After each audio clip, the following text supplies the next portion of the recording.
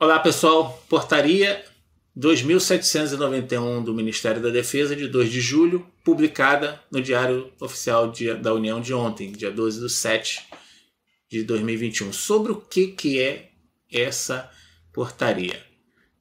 É sobre ressarcimento e indenização de valores recebidos indevidamente ou dívidas decorrentes de danos causados a erário em atos culposos ou dolosos por militar, ativo ou inativo, anistiado ou pensionista, no âmbito das Forças Armadas. Vamos entender direitinho do que se trata essa portaria. Vou fazer aqui uma leitura rápida e comentar aqui um pouco mais os pontos mais importantes. Tá? Capítulo 1º, disposições gerais. Artigo 1º é aquela mesma ementa, né? Ou seja, é sobre a possibilidade de ressarcimento e indenização, tá? Em atos culposos ou dolosos. O que é isso? Culposos é quando é imputada alguma culpa à pessoa. A pessoa tem culpa, muito embora ela não tenha a intenção de cometer aquele dano, certo? E ato doloso é quando a pessoa tem a intenção de cometer aquele dano, ou seja, faz alguma coisa de má fé, tá? Cometidos por, aqui abrange todo mundo, militar, ativo, veterano, anistiados e pensionistas, tá? Logo aqui no parágrafo 1º diz que isso constitui hipótese de desconto obrigatório, ou seja, pode ir para o contra-cheque como desconto obrigatório, ou seja, tem prioridade sobre os descontos autorizados, que são, por exemplo, um empréstimo, né? Empréstimos e tal. Tá? A organização militar a que pertence o militar ou a organização a qual ele é vinculada é a que é responsável por acompanhar todo o processo, tá?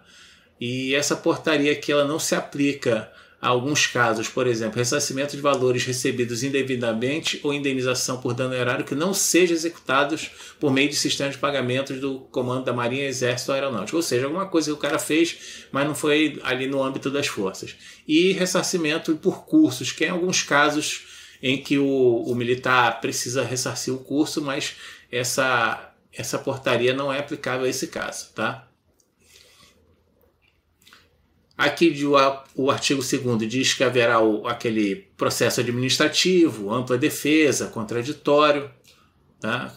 Conforme o regulamento de cada força. Tá? O parágrafo 1º diz que não exclui a responsabilização penal ou disciplinar, ou seja, o militar pode receber uma punição, tá? E não sendo possível de realizar o desconto compulsório, vai para a dívida ativa da União e fica a cargo da Procuradoria-Geral da Fazenda Nacional, com possível ajuizamento de ação de cobrança. Tá? Durante o processo administrativo, o militar tem que produzir as provas do que ele alegar. Né? Isso aí são coisas normais, tá? São os trâmites normais da coisa. Artigo 3º lista algumas coisas que não estão sujeitos à indenização ou ressarcimento. Tá? Primeiro, valores recebidos de boa-fé em decorrência de errônea interpretação da lei por parte da administração. Por exemplo, ali a pessoa foi colocada como recebendo um posto acima, mas foi um erro da administração. Ela não deveria ter que devolver se a administração uma hora ou outra falar não é assim, é assado. Tá? Prejuízo ou dano que decorrer em caso fortuito ou decorrido de força maior. Tá? Quando o responsável tenha sido absolvido por negativa de autoria ou inexistência de fato em processo penal transitado e julgado, ou seja, a justiça falou, não, o cara não é responsável por isso, então ele não tem que pagar nada. Decorrente de outros casos excludentes conforme lei. Tá? Aí tem 2 parágrafos aqui que são 2 textos assim, daqueles bem genéricos, que aí fica a cargo da interpretação, que sempre dá umas complicações. Para efeito do enquadramento do inciso 1, que são os valores recebidos de boa-fé, tá?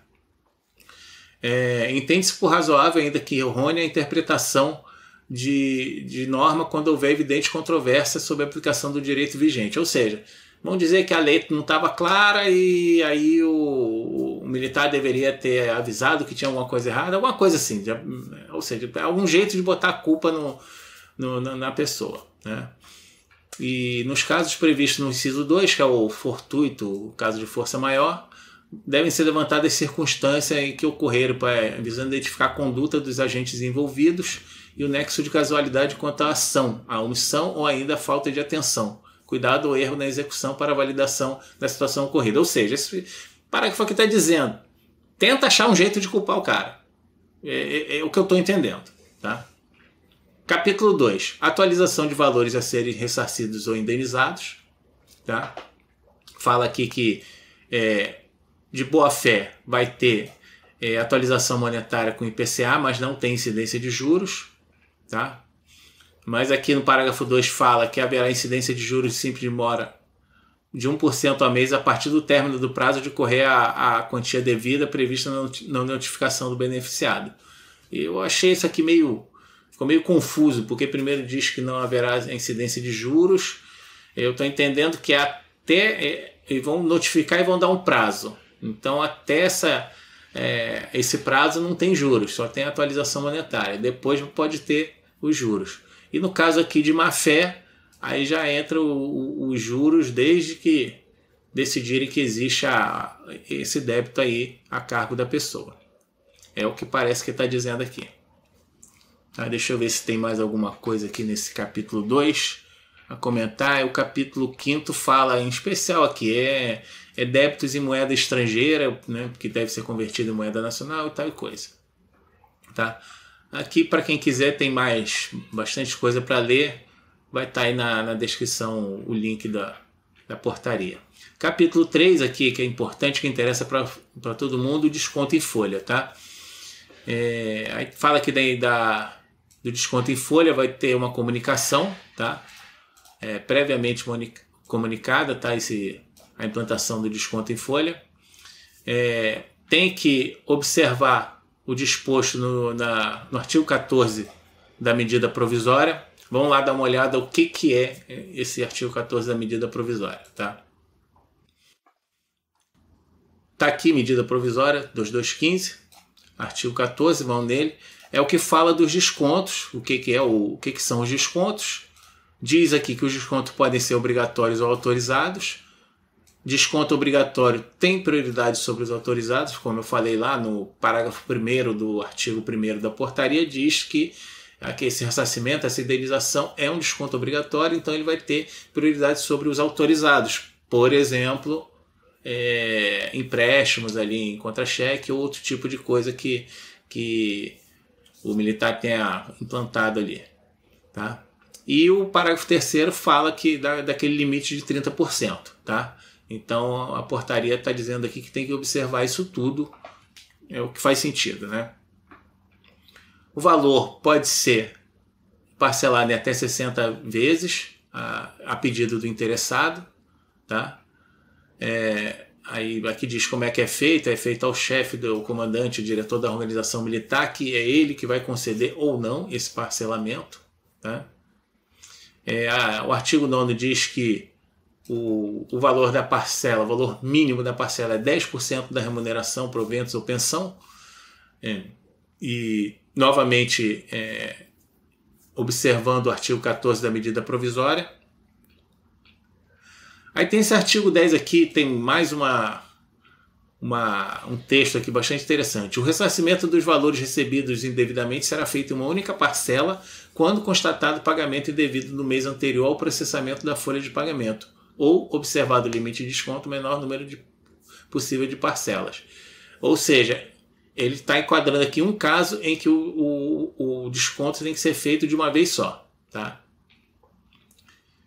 Artigo 11, concluído o procedimento administrativo e não havendo interposição de recurso administrativo, exauridas as instâncias recursais, aí haverá uma notificação para que efetue a reposição do bem ou ressarcimento do valor no prazo máximo de 15 dias, mediante o pagamento de GRU ou desconto em folha. É aquele prazo lá que foi falado lá anteriormente para começar a ter os juros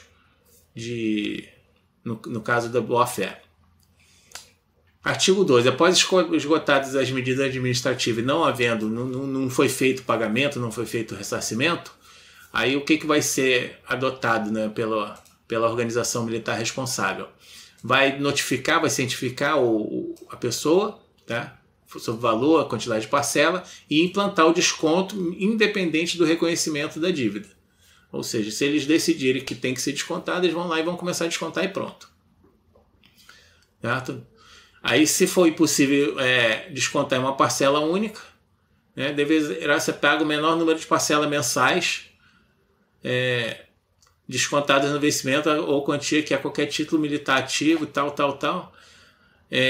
recebeu em folha de pagamento, observado o disposto no artigo 7º e 9º. Ou seja, o 7º é aquele lá que fala que deve ser observado o artigo 14 da medida provisória, e o 9º é o valor mínimo da parcela.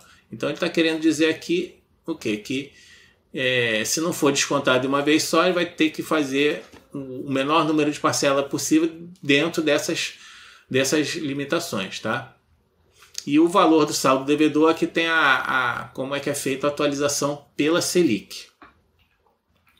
Débitos provenientes do TCU e de órgãos judiciais, decisões judiciais vão ser de acordo com as orientações dos respectivos órgãos, ou seja, do próprio TCU ou do Poder Judiciário, tá?